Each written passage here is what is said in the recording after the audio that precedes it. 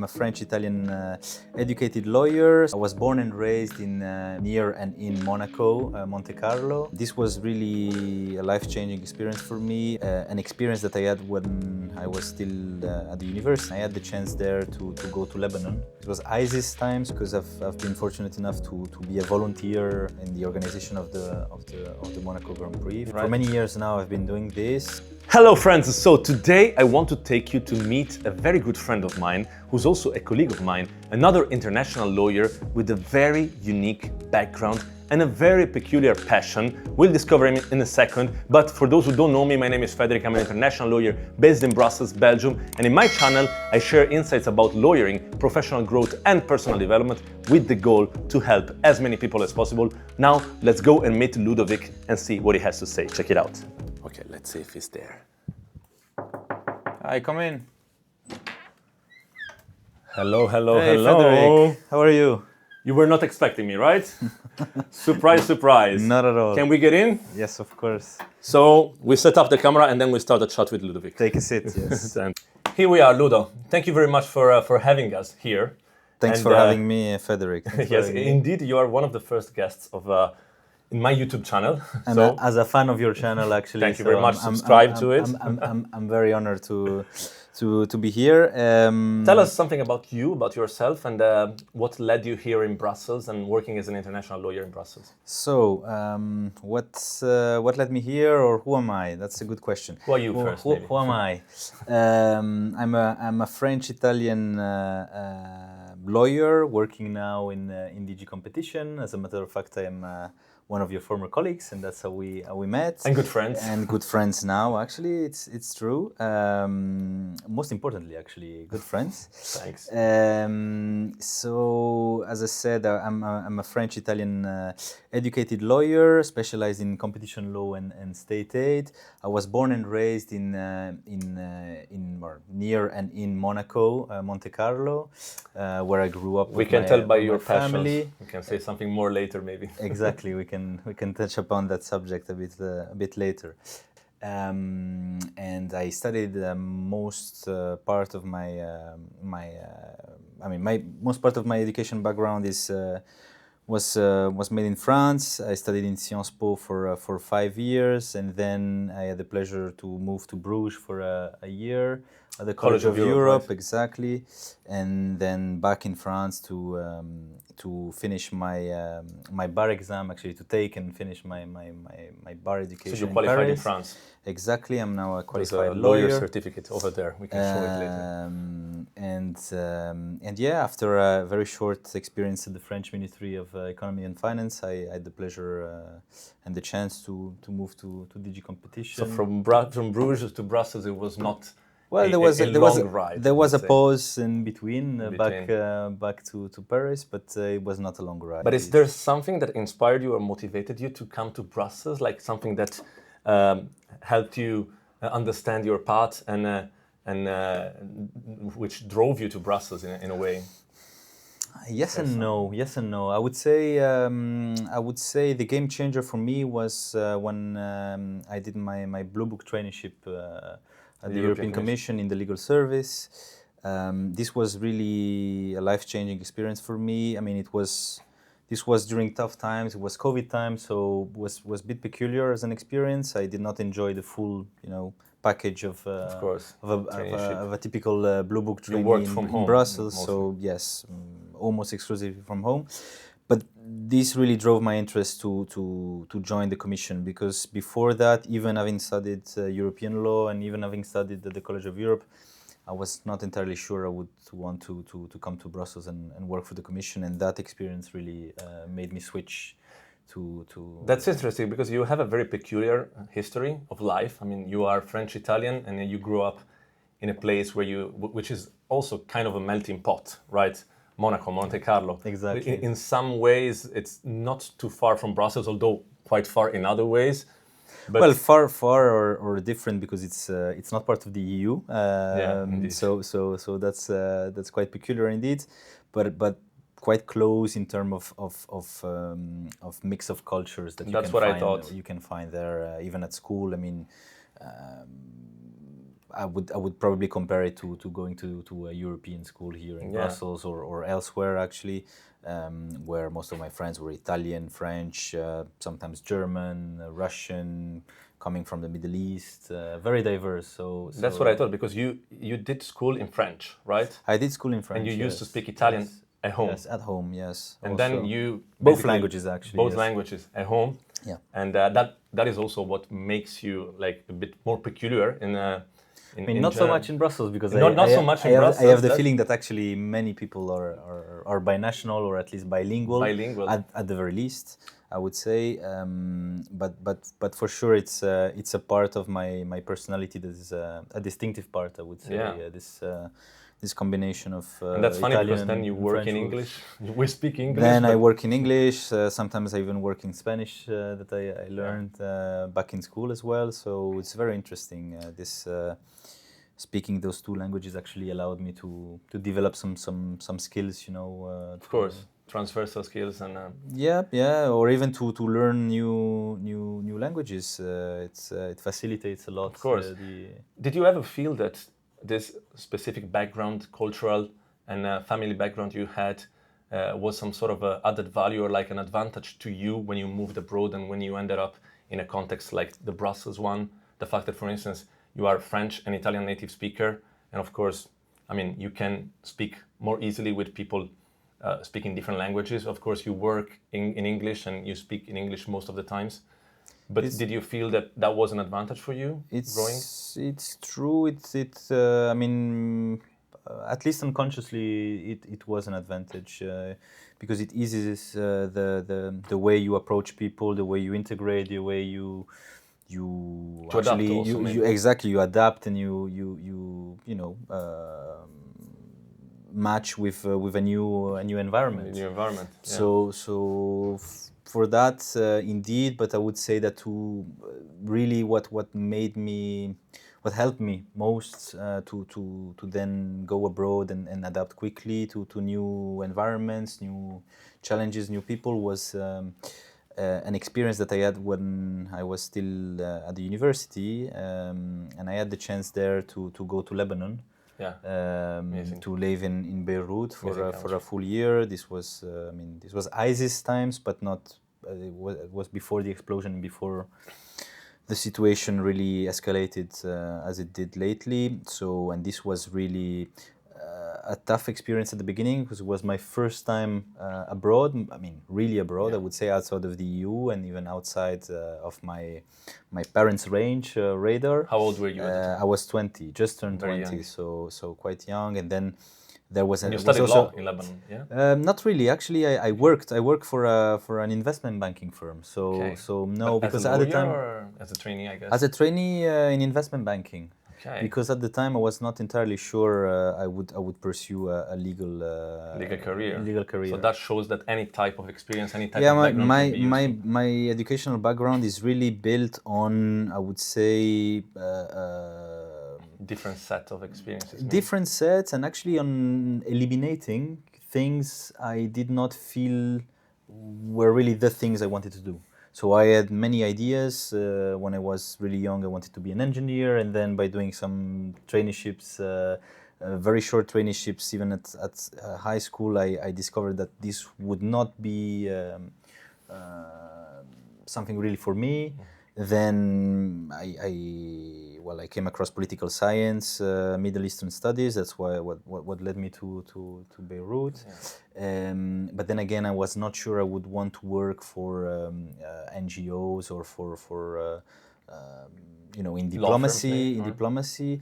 And then I started wondering whether indeed either law or economic background could suit me, and that's why. I pursued that internship in Beirut in investment banking, and again I liked it, but there were certain aspects that I did not really felt were fully aligned with my aspirations or my interests, and then that's how I ended up in the law school in Paris, back in Paris. So you can say that you understood what you wanted to do by trying. By doing all the time. Yes, every time. Yes, I mean, I've always clear tried. At the beginning. No, until the very end, and even when I started studying law, I was not entirely sure what kind of specialization I would want to pursue. It was not entirely clear to me I want to do international or European law until very lately, after having done a few internships again. So always internships, both learning and experiencing. That's Maybe the French system was also quite open to allow you to do this. It was very open. It was very open. Thinking about the Italian system is not as open. No, when you study law, you study law. It was very open. By the time I was, I don't know, 23, 24, I already had done probably a year and a half or even 2 of internships. That's great. While pursuing my your studies. Yes, my studies. Your path in general. Yes, in a normal way. I mean, without taking specific delay to do those internships. Okay. So that was very, very useful. And I'm thinking, do you think that a background like yours, you think like a background like it can be cultural or like university background or just a societal background like the one you had, took away something from you? Because, for instance, you are quite peculiar. You, as I said, you come from an Italian-speaking country. You were speaking Italian and French at home. You studied in French. French, we can say that French is your first language. Then you worked in English in many other contexts, and so you adapted very easily. But do you feel that all these peculiarities and characteristics you have took away something from you in terms of, for instance, identity or opportunities, or like for any other reason? No, I wouldn't. I wouldn't see things like that. Actually, no. Whatever I've done and whatever however I have built myself, I always took it step by step and thinking that this was somehow some kind of logical path that was meant for me. Okay. So maybe diversity enriched you in a way. Yes, completely. Or the fact of also having, a very peculiar origin and speaking different languages. I was like this since since my childhood. So I did not really feel that it took something away from me. Never. And your family helped you in that respect, I guess. My family helped me, and not so much in the academic background, I would say, because both my parents, neither of my parents went to university, for instance. But on the personal side of things, yes, they taught me a lot on the human side to be open, to be with regard to languages, with regard to cultures. That's great. I think that's paramount. They were very helpful in a way.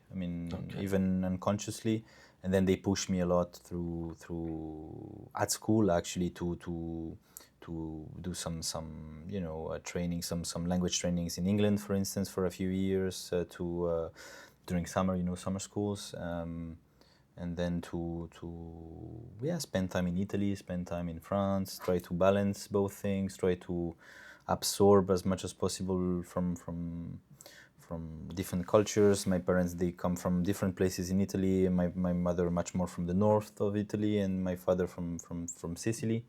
So again, even within a country, very diverse, the mentality, the approach, and to always not try to focus or to stick only to one, mentality or to one approach, but try to be open-minded to many of those. I think that's huge, because also in what I tell in my channel very often, I think it's so important to have in life someone steering you in the right direction and guiding you in the right direction. And I think that the importance of having a family, especially when you're young and you don't have the tools to take the right decisions, is very much important. Also to become a more open-minded, a fully fledged human being. Agree. That's what I thought.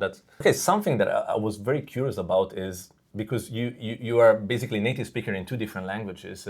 Do you feel like, and that's not the case for me, of course, do you feel like you switch personalities when you switch languages, and how that diversity has affected yourself as a human being, also in terms of the passions you have? And we can see in this beautiful setting here that you have many interesting passions. Maybe you can say something more about your Formula One passion. Absolutely. And your other life outside. It's a very interesting question, that of switching personalities, because it's very true actually.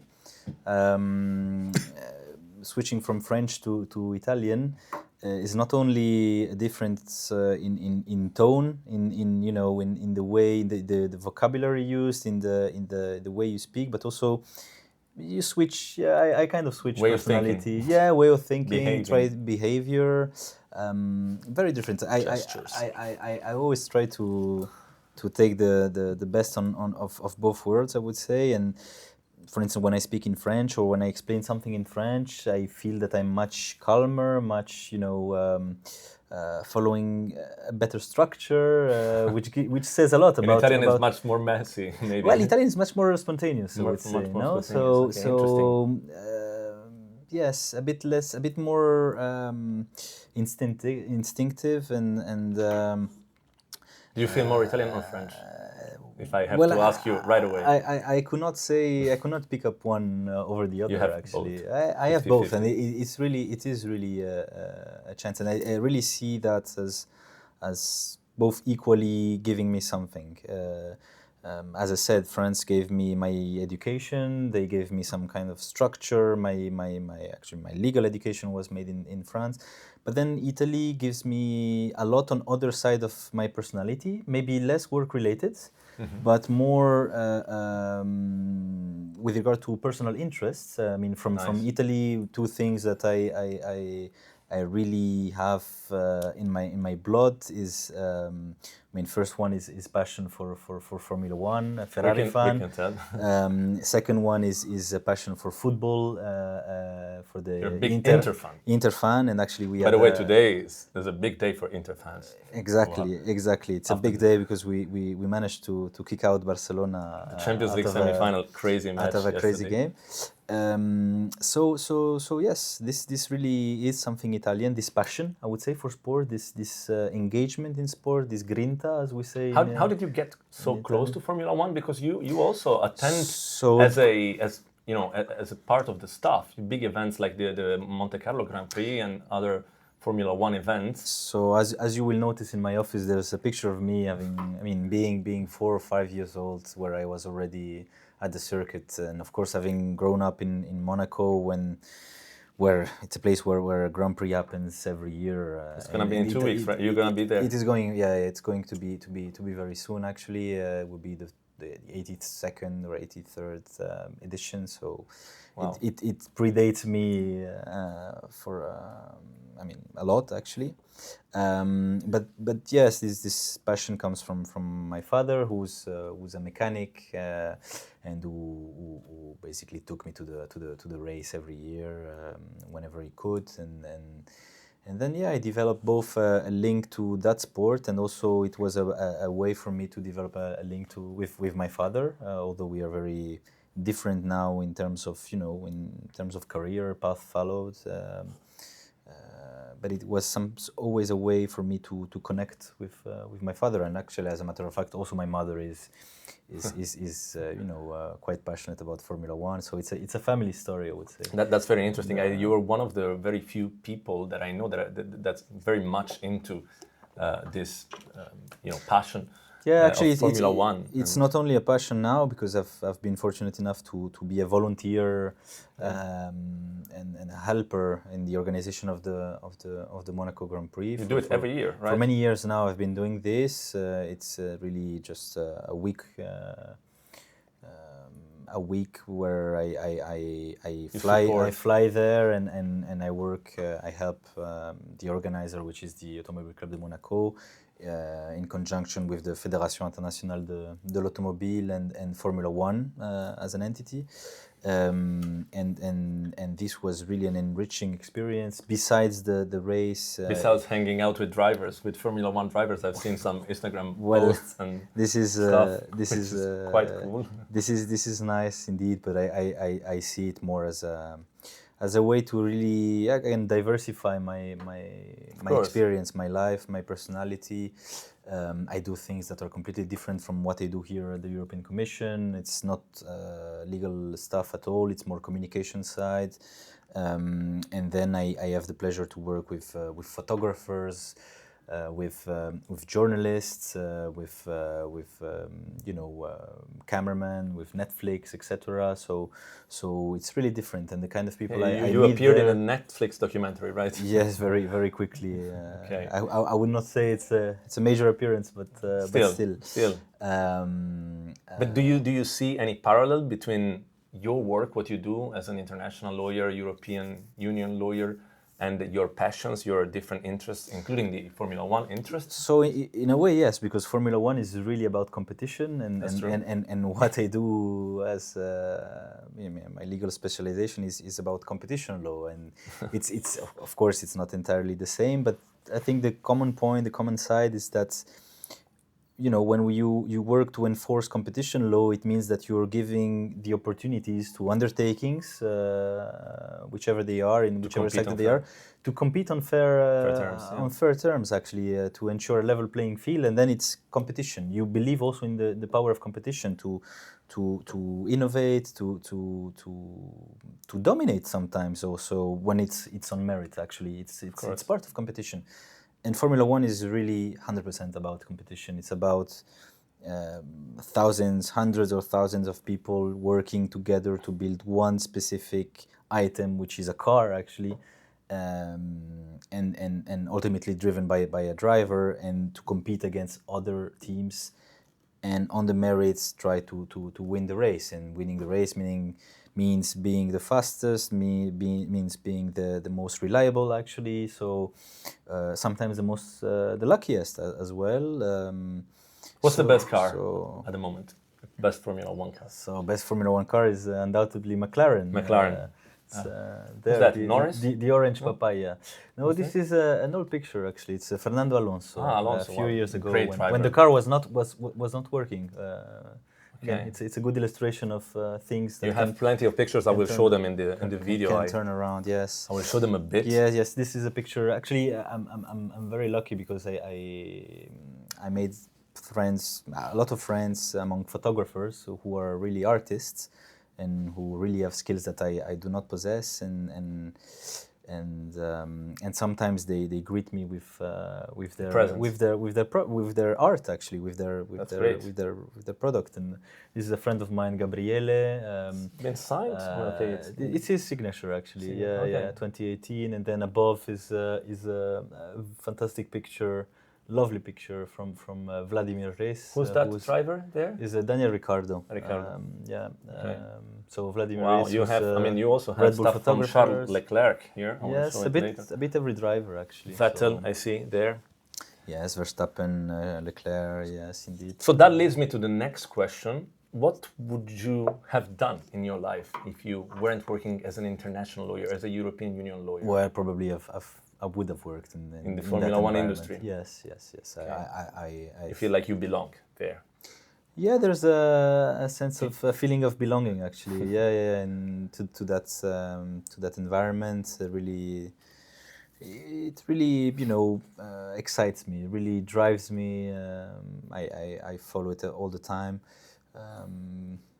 But again, it would have been a very different path, actually. So when I'm quite certain about the one that I took, but in the alternative, I would say, in an alternative parallel world, I would have worked in that environment. Great choice.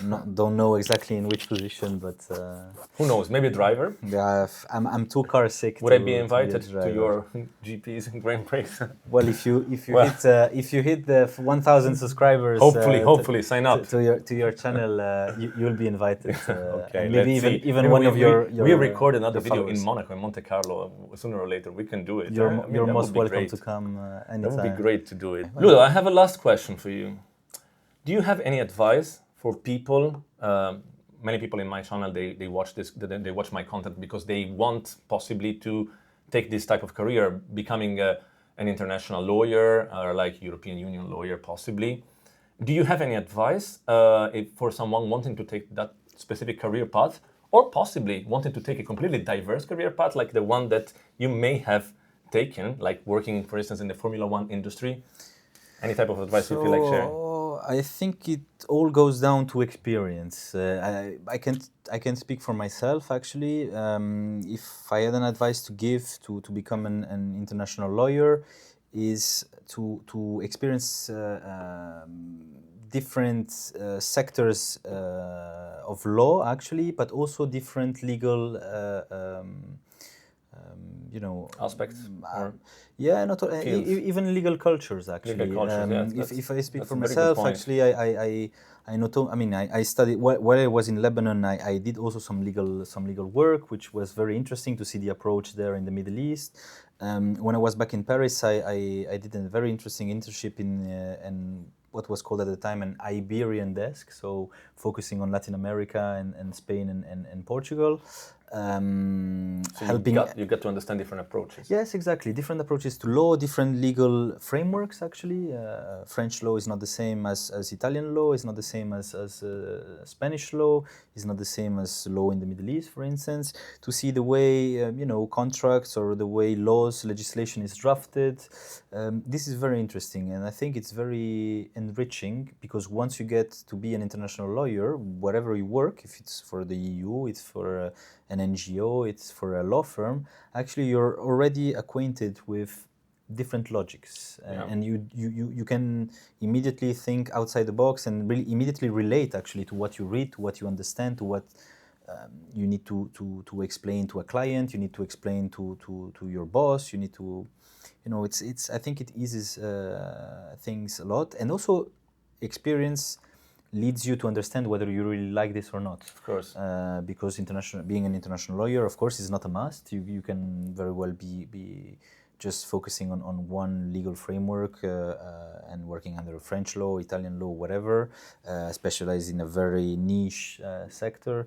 So I think it comes with experience. For me, things really matured naturally, I would say, and led me to become an international lawyer without even myself wanting it to be one in the very first place. Of course. Then for passions, I think this is also very interesting because I think this is particularly the case about lawyers and people who have a legal background, where actually their life revolves around, you know, legal stuff all the time. They really, you know, they think about law, they study law, they are very focused on legal aspects, and I think sometimes it comes too focused, exactly right? too focused, like and I think it comes with a narrowness that is not very beneficial to the lawyer. Actually, also I think to stimulate the creativity that you need as a lawyer. I think. Exactly, and this can come, of course, with an interest for different, I mean, passions or different activities, whether it be sport, whether it be art. It helps you actually develop, you know, a balance between what you like in your job but also other aspects in life, and actually can give you also a way out. Absolutely. In the event that you would want to change your career at some time, or actually the activities you do. As a job. And I think we understand what your way out might be in the future. If you have one outside the legal career, possibly. It could very well be. In which case we will see each other in Monte Carlo, in Monaco. And not we'll anymore record in another Monaco, video. but Not anymore in Brussels. Yes. Probably yes. much better weather than here. And sunnier, although lately it's we've been quite lucky. We've been quite lucky. Well, such a great story, Ludo. Thank you very much for having us here, and always hopefully, a pleasure, Fede. Hopefully see you in Monte Carlo if you host us. You're most and welcome. We're gonna record another video. You're most welcome. Yes. But before leaving you, can I ask you to help me tell the viewers to like, comment, and subscribe to the channel? Well, as I did myself, please like, comment, and subscribe to Federich's channel. You will learn a lot of valuable. Thank you very much. Things. It was great to have you here. All the best. And as I always do when I finish my videos in the outro, I say to the next one, peace. Peace.